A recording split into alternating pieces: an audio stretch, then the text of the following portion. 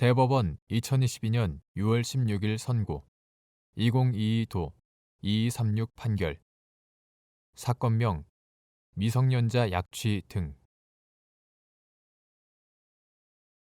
형사재판에서 범죄 사실을 인정하기 위한 증거의 증명력 정도 법정형이 무거운 범죄의 경우 간접 증거에 의하여 유죄를 인정하기 위한 증명의 정도 증명력에 한계가 있는 간접 증거만이 존재하고 범인으로 지목되고 있는 자에게 범행을 저지를 만한 동기가 발견되지 않는 경우에 증거 평가 방법, 유전자 검사나 혈액형 검사 등 과학적 증거 방법의 증명력, 형사 재판에서 범죄 사실의 인정은 법관으로 하여금 합리적인 의심을 할 여지가 없을 정도의 확신을 가지게 하는 증명력을 가진 엄격한 증거에 의하여야 하므로 검사의 증명이 그만한 확신을 가지게 하는 정도에 이르지 못한 경우에는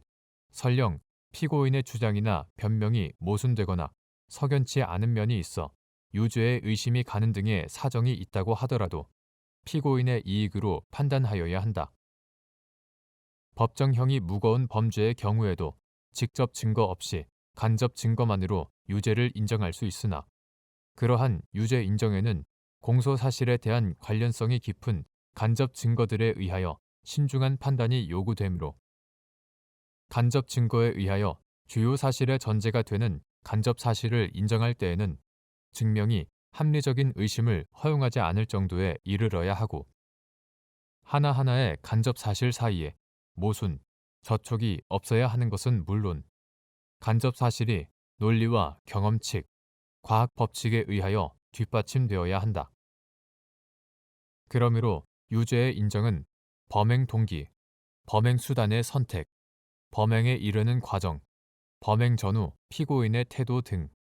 여러 간접 사실로 보아 피고인이 범행한 것으로 보기에 충분할 만큼 압도적으로 우월한 증명이 있어야 한다.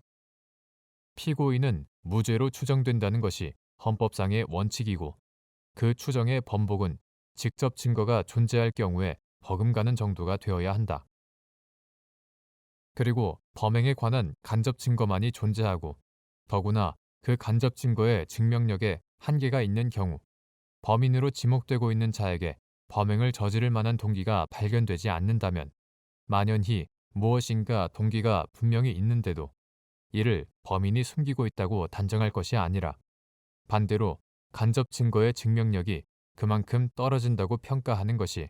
형사증거법의 이념에 부합하는 것이다. 유전자 검사나 혈액형 검사 등 과학적 증거 방법은 전제로 하는 사실이 모두 진실임이 증명되고 추론의 방법이 과학적으로 정당하여 오류의 가능성이 없거나 무시할 정도로 극소하다고 인정되는 경우에는 법관이 사실 인정을 할 때 상당한 정도로 구속력을 가진다. 그러나 이 경우 법관은 과학적 증거 방법이 증명하는 대상이 무엇인지, 즉 증거 방법과 쟁점이 어떠한 관련성을 갖는지를 면밀히 살펴 신중하게 사실 인정을 하여야 한다.